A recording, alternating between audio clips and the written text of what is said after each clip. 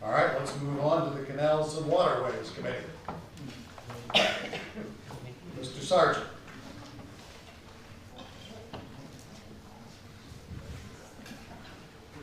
Bill Sargent with the Waterways Committee. Before I start, I'd like to, when the system works, I think it ought to be mentioned, and it did. Nita Smith and Kelly and Jim McFadden took up made this, the Cabo de Borough Ranch, and stepped it up to bring it to our attention and to the community's attention. And then the staff turned around and went into action and taped it off and then put some sawhorses and then disabled that area. So, and it was very dangerous. And so it's kind of in our area, so I just wanted to mention that. The next thing is, this has been a long battle, as everybody knows, and I shouldn't say it's a battle. We all on the committee felt very strongly, as well as the board members. And I think we're very, very close now. One of the things that we would like to do is before this phone call with the Coast Guard, we had a final recommendation, and I would just like to submit that into the minutes. If we, I can read it, or we can just, instead of going over it, we can just accept it into the minutes. The main deal for us is that we wanted to adopt the first directive we got from the Coast Guard. And that directive essentially said, and I will just quote you a small part of it, but we took note of it, and it seemed pretty serious, and the Coast Guard said, back on August the 29th, they said it is required that you immediately repair the existing private aids approved on Coast Guard 2554, dated November 6th and 8th, 1991.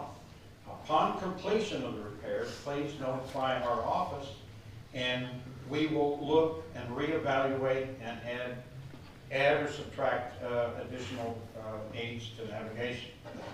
That has changed, evidently, and I guess the reason it's changed is because one of the things we were not aware of until just recently, today, is that they are requiring all changes or will have to be permanent, or new application has to be submitted. And we want this project to move on as much as anything. And we've had a lot of controversy. I think we want to, right at this meeting today, I think we want to put that to rest. And I think if we can all work together, and I think we had a really good indication with the board getting together and calling the Coast Guard and having a collective call, I think that was a big help. And so I think we're really in favor of this action. And hopefully we can get this done and move on. And yes, we can get it done, hopefully, for the Lafayette. I hope we can. And really, that's our only report. Thank you, Bill. All right, thank you, Bill.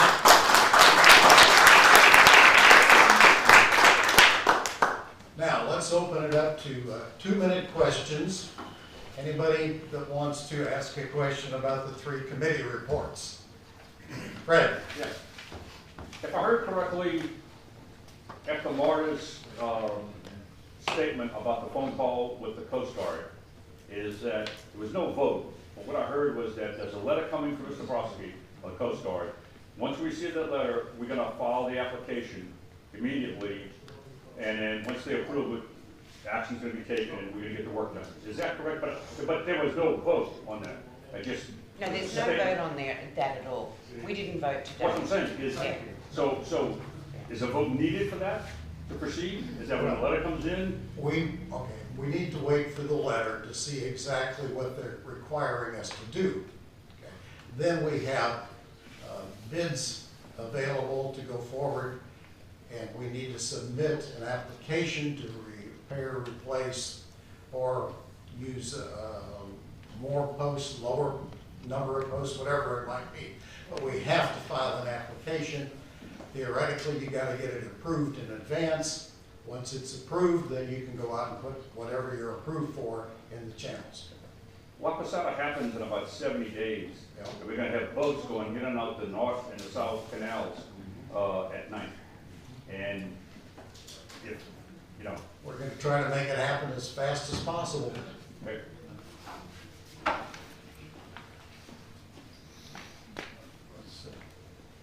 Mr. Pittman, Yes, sir. good to see you, sir. Thank you. I do not have a question, but I do have some comments. Go right ahead. I would have been surprised if you didn't. Well, I was actually not planning on speaking tonight, but after hearing some of the things I heard, I feel compelled to say a few things. Richard Pittman, 14325 Kareem. And I'm the guy with the red face that's been referred to in the Island Moon and on social media. Marta, in the future, you're going to call me Richard. I've been working on this project for 1 year now. 1 year I've spent trying to get something that needs to be done. You can argue whether there's too many markers, not enough markers, you're going to get a different opinion, whoever you talk with. But it's interesting to me that I'm hearing tonight that we need to comply with the Coast Guard's rules and regulations when as recently as 4 months ago, I was being told that we can reuse the old poles, let's just straighten them up, that we can reuse the existing markers, the 52 or how many of them there were in the POA office. I ended up saying from day one that one of your biggest liabilities out here, one of this community's biggest liabilities, ends up being these markers. If there's an accident, I guarantee you Thomas J. Henry's going to be out here, and that $12 million you have, I've been saying safety. I told you from day one that we could end up getting fined $1,500 a day per marker. Now that all of a sudden, did the light come on? I want you to understand this. There is not, on this existing permit, there is not one wrong coordinate on it. Not one. There is a north and there is a west. There are some of the north that are the same, yes. But the west are different. It takes two coordinates to end up making where you put a marker. There's not one that's wrong on this. This permit right now, 1991, we said, day one, we thought that you should have a newer permit. It's not good to have something dated 1991, particularly when the technology back then was Loran. It wasn't anything like the technology today. Okay, so if you're at the equator, a degree is 69 miles. A minute is 1.15 miles. Now the way the globe is, this changes as you go from north to south, but a minute is 1.15 miles. A second is 101 feet. We're, on this permit, we're at seconds. There are no decimal seconds. Decimal is where you start getting into within a foot. The way this permit's set up is we are within 100 feet. That's the way this permit's set up. Only when you get out into, if you go to the line, the light list, only when you get out into the bay do they start going into the tents. Our canals are set up so that there are no tents on those minutes. So they are within 100 feet. You're over This could have been done in April. We had a bid in April with the old board. We could have this done right now. This would be history. We wouldn't even been talking about it. We have wasted so much time and energy. It's very disappointing to me. I've got nothing to say. Okay. Richard, sorry.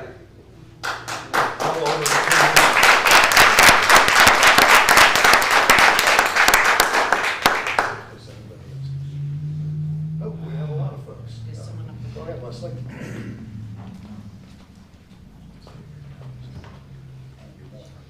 I just have one question. When you had such an world that you not invite the members of that committee that has worked so damn hard and all the members of the board? I don't get it. Vicki, would you like to respond to that? I would. I spoke to the members of the committee and I got all the questions when I was talking to them. So I spoke to them this morning. We had a casual, off-the-cuff chat, and I collected the questions because they're much smarter than me about it. And then I said, well, I'm going to have a meeting and I'm going to invite Marvin and Marta, because I've been told not to talk to the Coast Guard, or that there was only one point of contact, and I wanted everybody to feel that we had more things. So we did actually speak to them, so you're incorrect on that. No, but you did not allow them to listen to what the answers were. You didn't let them participate. Well, it was sort of off the cuff. All right, let's move on. Anybody else? Sir? Yeah, just one quickly. I think that Mrs. Sprout did a very good transparency description of what the markers are going to be about. She's going right, I say to Joker, but she's going, this thing will eventually wind up, if we get them in, we've done the way the Coast Guard wants it done. To try to get into a legal battles with the government and the expense of that, just to try to change some things. Unless there's a huge difference in money to us, as the PR, you guys, the POA, or us, I guess, of the difference in doing it the way the Coast Guard is doing it. Because in the end, that's the way it's going to be done. It's done from here all the way to Florida and then all the way up to North Carolina, the way the Coast Guard wants it done. And I don't understand why we're not just going ahead and getting it done the way the Coast Guard wants it done and get this thing behind us to look, and the liability is a very, monster elephant in the room that would happen. I'm sorry, go ahead. Sir, I think something that Richard said was pretty important, that up to a couple months ago, we were doing what the Coast Guard said. They approved what we were doing. And then it just changed when we had board members get involved with the Coast Guard. So now it's misdirection. A letter from our attorney went to the Coast Guard. And in fact, it's not that. It was when the board member got involved with the Coast Guard that now they're coming down with new delays and requirements. So. All right, other questions? Tom? I have something that I thought would complement what the compliance committee was wanting to do about removing the 13 standards. Before those were written, since then, the city has come out with a new city code. And the new city code is much more well written than the international code, and it actually has things that are very well written that really reflect most of the 13 standards. And since we're going to have to follow the city code anyway, I thought as an interim measure, just to indicate that, of course, we do want some enforcement, certainly we're going to do city code, maybe those city codes could temporarily replace the standards because they're city codes. I mean, we're going to follow them anyway, and they just be in there just to indicate that certainly we want people to maintain their property. It would be harmless, but it would indicate that we're going to do something. Just a thought. Thank you, John. All right. Joe? Yeah, Joe Magravini, I'm on a question. He said temporarily replaced. The city code is there. It's law, it's code. We have to abide by it, we have to comply with it, period.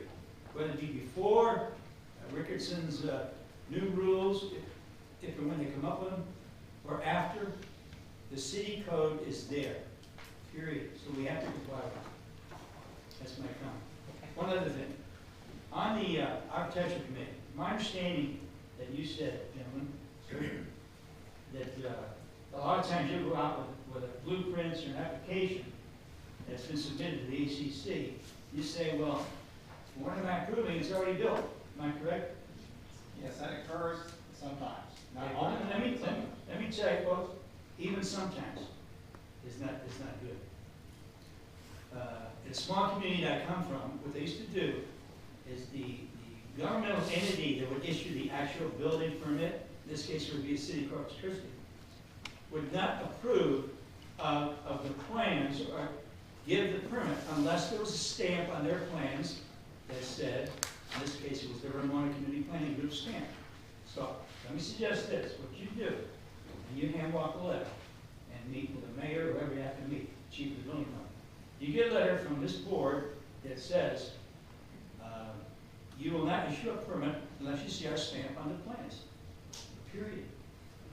Is that a good suggestion? Yes, it is. And it had been done up until about 3 years ago, and the city changed that. So the Architectural Control Committee for years had it so that without their stamp, without our stamp, they wouldn't approve their permits. And that stopped about 3 years ago. Now, you gotta get down and get it going. And that is a major part of the problem. That's a major part, that's the biggest. Maybe Marvin writes a letter, and you can hand carry it, both of you. They don't want to be in All right. enforcement business. Thank you, Joe. Thanks, Joe. Anybody else from the audience? Joe. I have a question. If the Coast Guard has said that we haven't been in compliance for 8 years, where the hell were those board members? I'm glad Marta has taken an interest, gotten involved, and found out what we legally have to do. And I've read a number of the emails from the Coast Guard. So where were those boards? And why weren't they looking out for our liability then? That's my question. I mean, they've only been up there 6 months. 6 freaking months. Where was the board last year when Harvey took out a bunch of markers? Where the hell were they? You know? Why are you blaming people that have only been on the job for 6 months and we're left with a mess? And that's all I have to say.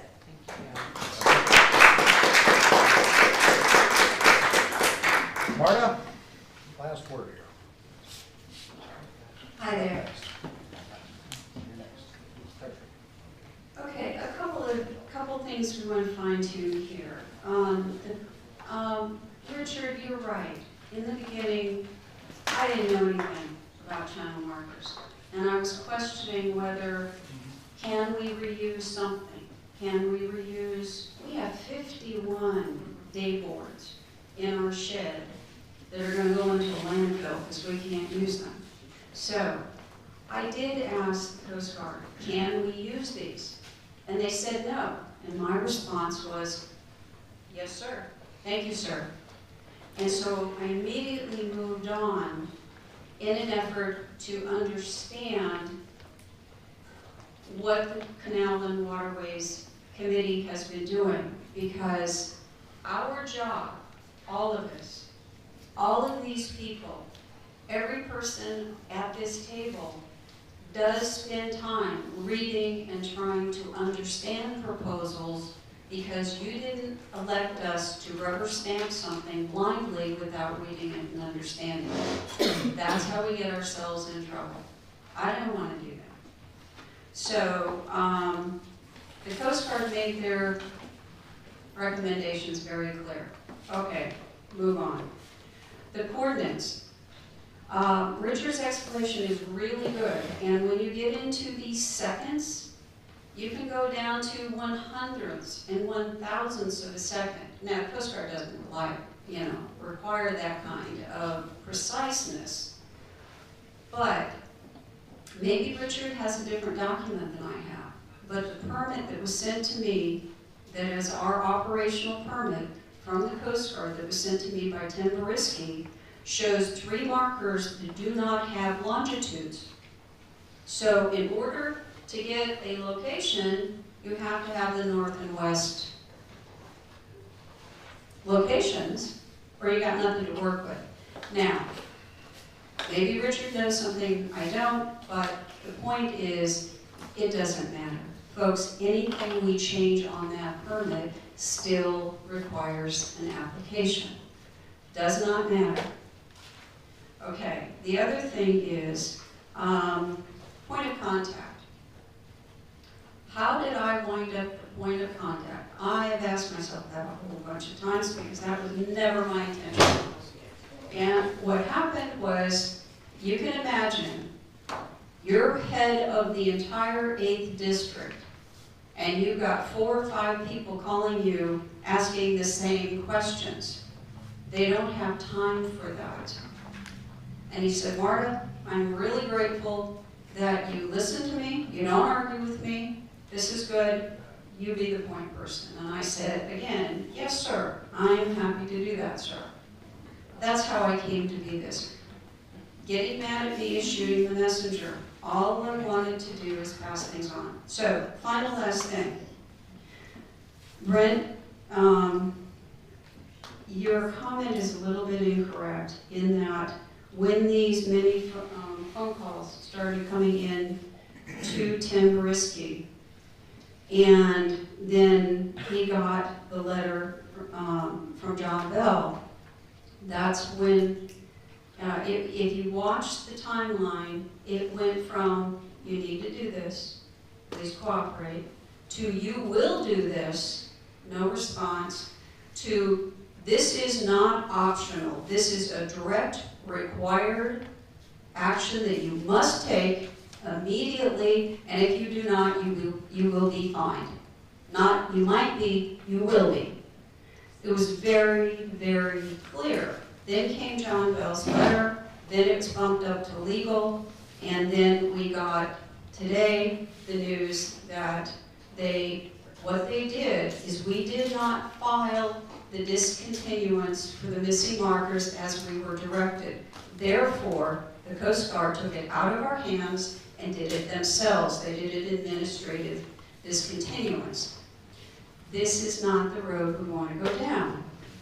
It is to our benefit to cooperate with these people. So that's, that's all I have to say. Thank you so much. The truth of the matter is this whole argument has been based on a few board members wanted to reduce significantly the amount of markers out there, all right? And that's what caused all this crap. If we have been in such horrifying compliance for 8 years, why did we just get put in the pokey today? Where the hell has the Coast Guard been enforcing? Have you ever driven your boat down Island Moorings 1.25 mile channel? They have 4 marks in the whole damn thing, and they're green, and they're not even reflective. I mean, there's way worse canals in this country and in the 8th district. So when Marta says stuff like that, it causes trouble. And that's why this has gotten so blown out of friggin' proportion. But we're gonna get it done. We finally see the light. We have clear direction, and I guess we had to go through these machinations. Can I call a 5-minute recess? Well, we got one more back there. Travis, did you have something to comment on? Yeah, it's just like 2 questions. That I understand, Vicki Marson was the liaison to the Canals and Waterways. Why was she the contact? There was going to be a designated contact with the Coast Guard. And so why did that happen? And second, that I can see, and I'm not an expert in Canals and Waterways, but it seems like there's this complete lack of transparency. The Canals and Waterways Committee, all those people, those experts with years of experience, simply wanted all the information from the Coast Guard immediately. You got those emails, you got all the content. They just wanted those emails immediately, and it took like a month and a half. Why did that happen? It was a mess. It was my accent. They were concerned I'd have to talk to someone in Nolans. All right, let's move on. I don't know, Travis. I'd like to answer those questions. Oh, I'm sorry. Okay. You want to answer that? Okay, go ahead. Okay, Vicki does a lovely job. She is the liaison from the committee to the board. It's a different position.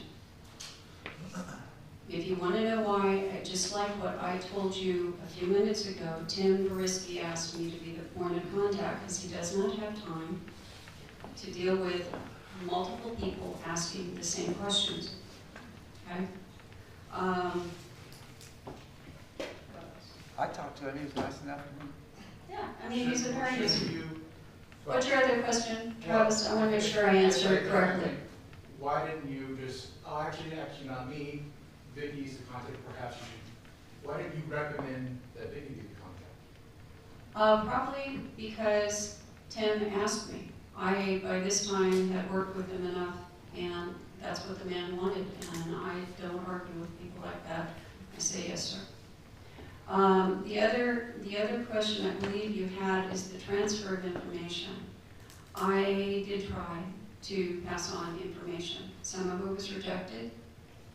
Perhaps they didn't understand that it was from the Coast Guard, thought it was from me and my own personal twist on it or something. I did at one point, to be all fair, I tried to present to them what I was fairly certain the Coast Guard would approve. It was rejected, fine. I don't care. I don't care. You guys submit what you want, but I have done everything possible. I have given all the, the emails, the directives, the information. I have passed it on to all interested parties. That was done. Now, when things came out publicly, yeah, that was a little while later on a few things, but not that far. I'm aware of Tim's directives, and yes, they were published in the Moon, and that has to do with the Moon schedule. But those documents were delivered to the board. I even met with Bill Sargent at the PIPOA, and he said that he had all of his questions answered, so I had no reason to think otherwise. All right, let's move on. I think we've kind of exhausted that topic. Can we call a 2-minute recess for bathroom break, or should I just leave the room? Sitting here for 2¼ hours and I've nearly... Let's give you 5 minutes to take care of your business.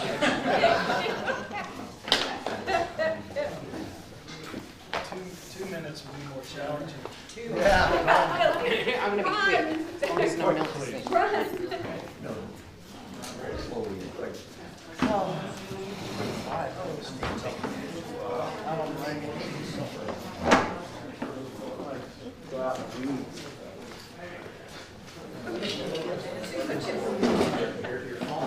I know it. Conspiracy.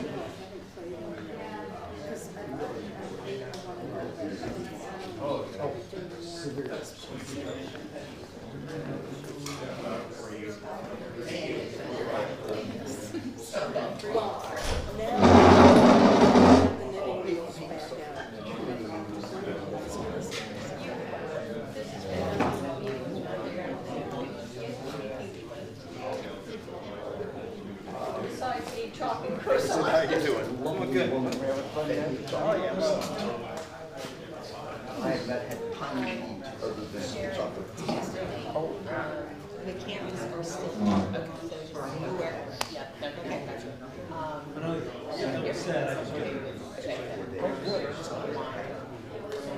You have a 3-year-old, you know, dinner's at 5:30, and baths.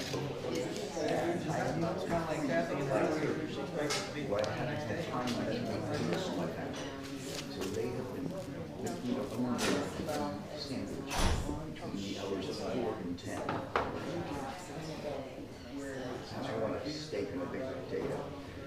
That's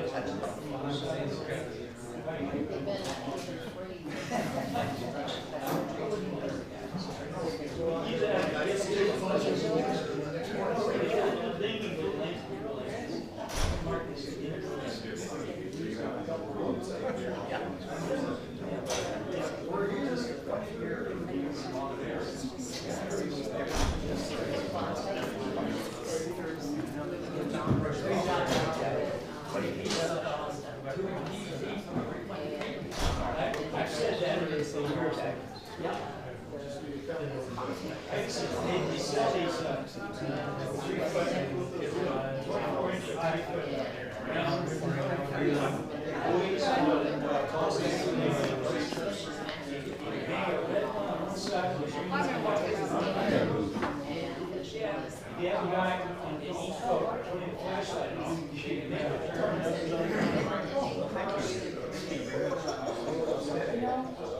There was good that graduated a year after.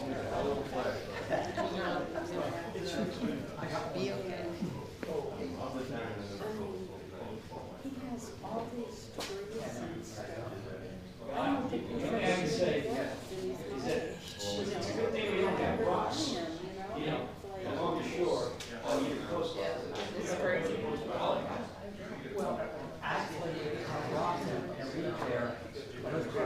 This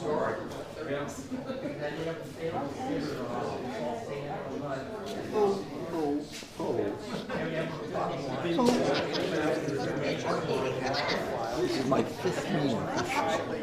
Hey, you did that to yourself, okay? Yes, I did. Yeah, there is no, you don't get to blame Pardon? anybody. Well, I haven't had my fun yet. Yeah. I keep telling you, just get into this meeting like a chicken or something. I was criticized at the first meeting this morning, in a most interesting way. My first meeting this morning was with Parks and Recreation and with Jay Ellington. With Jay Ellington. And part of it was dog park discussions. Oh, really? And so I was representing the club and sort of representing here, and sort of informally, you know. So we're talking about horse trading and so forth. And Jay says, you know, you didn't bring a spokesman for the most interesting group. There's sort of, I'm kind of representing, this is what they told me. He says, what does Sweden think? I said, my dog.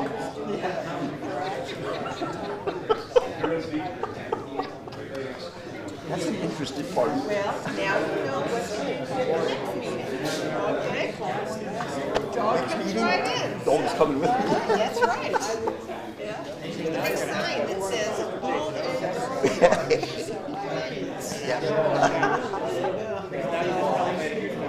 about putting it, over the county land. Oh, it's going around and around, but it's coming along. That's good. Coming along. So nobody's running it. No, it's going through the middle. We may have to get something. As you say, local government can move slowly, but it's moving.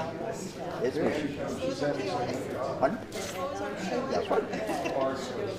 Our biggest thing is Jay Ellington. That's a huge loss. Not just us, but to the whole city. He's been here 3 years. He's back. Everyone else back to their seats now.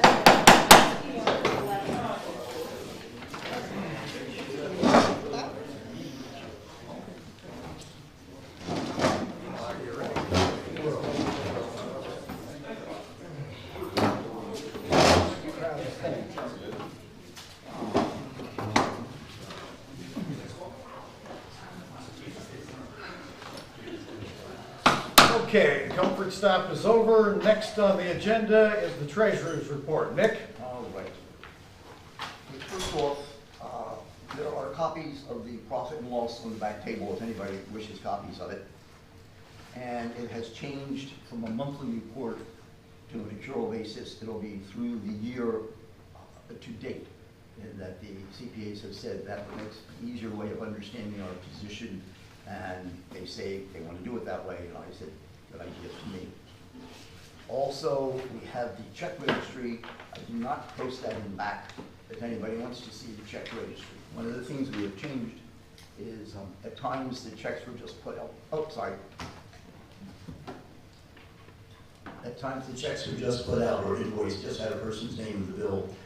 Jim now puts the invoice together, the check together, and explanations for every single penny that's being spent. And that is reviewed by 2 people and Jim, so that we know exactly what's being spent for every single check. The other thing I have is I asked for an annual statement and a listing of every one of our investments from the Oxbow advisors, which I have. And if anybody wants to see that, that's available at the office, so I've got it here. It's about 5 pages long of all our investments.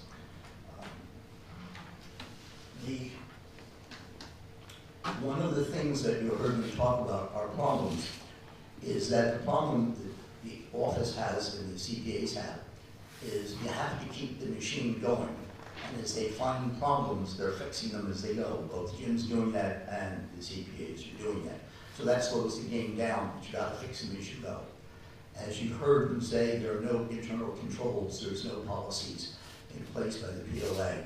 And when they are done, they are going to give us a list of all of the above that we'll present to the board to put in place so that a lot of this doesn't occur again.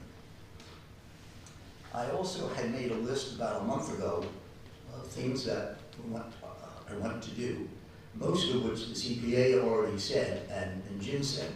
So if you'll allow me to follow some of this that wasn't mentioned so that everybody knows what I'm trying to do, and if the board approves that this is what I want to do. We're going to have, as they said, we're going to have one operating account, not multiple accounts.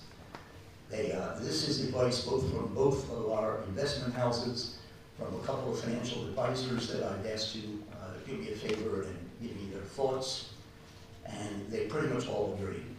Other than the operating expenses, we keep it like $250,000. They should establish a rainy day fund, which should be like 4 months of operating expenses, and dump that in like a money market account so we can get to it fast if we need it. Make an intermediate account of 2 years' money for operating funds. And instead of just letting it sit there, as it has done that 27%, which is less than inflation, and we've been paying $8,000 to $10,000 a year to lose money, it's recommended that we put it into a ladder 90-day certificates of deposit. So that these deposits, we just buy a new one every 3 months, and over a 70-year period, there will be ones coming due every 90 days. And we just keep rolling that over and over again as opposed to letting them sit. And then they will tell us if they want to do it. Builder's account stay as it is. On a quarterly basis, I will provide details of all of our balances. The Finance Committee, which has not met yet, it's only been in the discussion, will recommend any transfers of money, transfers of funds that either the committee will talk to the investment houses, and we will present their recommendations to the board as to where they think we should move our money at that present time. The business electronic banking, Jim has already gone over. I have asked our investment house if they will come to a meeting and personally tell us what's going on, and they are looking at their schedule. Other than that, the monthly things will continue as it is, and when the Finance Committee finally meets, because right now it's just a discussion of how to do what when, then they will be here, President. Starry, starry night.